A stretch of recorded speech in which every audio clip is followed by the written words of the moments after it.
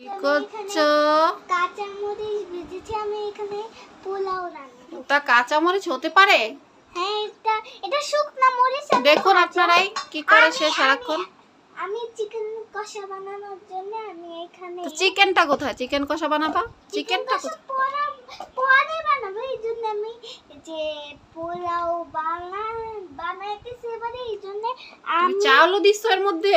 High high, পোলাওটাও কিন্তু আগে থেকে সিদ্ধ করে রেখেছি। আর এটা এই এই শুকনা মরিচ ভাজা হলো চিকেন। চাল সিদ্ধ করলে কি ভাত হয় না কি হয়? তুমি সিদ্ধ করে রেখেছো? পোলাওয়ের চাল আবার সিদ্ধ করে রাখি কিভাবে বলো? আর তুমি বুঝবা না এটা। আমি বুঝবো না? আমি রান্না বান্না করে আমি বুঝবো না? না, আমি এটা স্পেশাল। আমি বুঝি না চাল সিদ্ধ করলে ভাত হয় কি না? আবার খেয়ে খেয়ে দেখতেছে।